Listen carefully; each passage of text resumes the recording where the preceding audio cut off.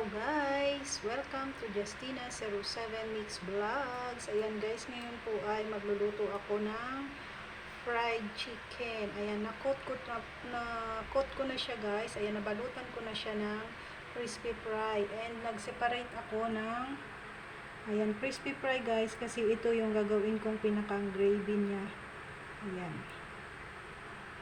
So, ito guys, ganito yung texture pag nagpiprito ako ng manok guys na isinawsaw natin sa crispy fry. So, medyo moist na yung kanyang texture para hindi siya nangangalas doon sa mantika, sa kawali kapag inilagay po natin. Hindi.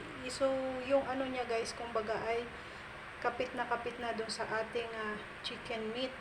Kapit na. So, ayan, meron na akong pinapainit na kawali guys. Ayan o. Ayan, pinapainit ko na ang mantika sa kawali at ilalagay ko na po dyan ang ating chicken. So, yung aking apoy guys ay hindi masyadong malakas kasi para hindi masusunog. Tapos, hindi rin bigla yung luto ng ating chicken. So, ayan, magpiprito na ako guys ha. At mamaya ipakita ko na lang po sa inyo yung ating finished product ng ating simple fried chicken. Ayan guys, nailagay ko na po sa ating mainit na mantika sa kawali ang ating fried chicken, ang ating pang-fry na chicken. Ayan. So mamaya pagkaluto niyan guys, napakasarap, napaka-sharp. So hindi yan guys masusunog kasi yung ating apoy ay antabay lang, mahina lang yung ating apoy. Kasi pag yan, bigla ang luto guys, yung loob niyan ay hindi maluluto ng maganda, magiging malasado yan siya, kaya dapat ay hindi masyadong malakas po yung ating apoy guys. Ayan, siguro naman ay alam niyo yan, pero ganyan kasi yung aking taktika guys ng pagprito po sa manok, kaya naman talagang nai-enjoy ng aking mga pamangkin, ng aking family, ng aking buong family.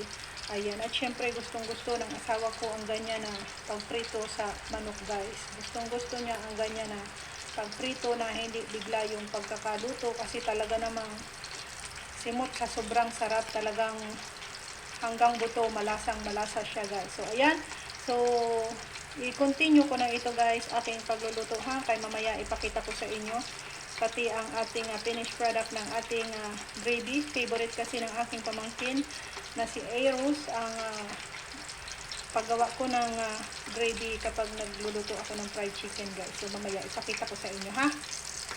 So ito na po guys yung finished product ng ating fried chicken. So ayan na po siya. Ayan, golden brown lang po ang ating fried chicken kasi hindi malakas yung apoy. At ito naman po yung ating gravy. Ayan yung ating ginawang gravy guys. Ayan, tamang-tama lang po ang kanyang lapot guys. So sapat na sapat lang yan para dito sa ilang pirasong chicken na ating iniluto po guys. So napakasarap niyan guys, templadong-templado na, kaya para sa mga nagtitipid guys. So ayan, pwede na kayong hindi bumili ng separate na gravy. Bumawas na lang kayo doon sa inyong crispy fry na gagamitin para sa inyong chicken, and pwede nang kayo na ang gumawa ng gravy para sa inyong fried chicken guys. So yun yung ating technique. So ayan guys, hoping na nagustuhan nyo po ang ating simpleng luto-luto ngayong araw. Simpleng lutong bahay ni Justina07 Mix Vlogs. Ayan, hoping na nag-i-enjoy kayo sa ating mga simpleng lutong bahay lamang. Ayan, mga payak na luto ni Justina. Mga lutong pang mahirap lamang, ngunit na-enjoy ng aking mga mahal sa buhay, especially ng aking mga pamangkin na sarap sa aking mga luto guys. So ayan, hanggang dito na lang po ang ating video for today guys. And ayan, kung bago ka pala ang sa aking channel, huwag mong kalimutang mag-subscribe and then click the bell button, select all, para lagi kang updated sa mga susunod ko pang upload na video. Ayan, sa ating mga avid viewers, sa ating mga video uploads, thank you very much sa inyong lahat guys. To all my dear subscribers, viewers, silent viewers, sharers and likers, their members and super chatters, thank you very much and God bless you all po guys. Okay, have a great day everyone and bye for now.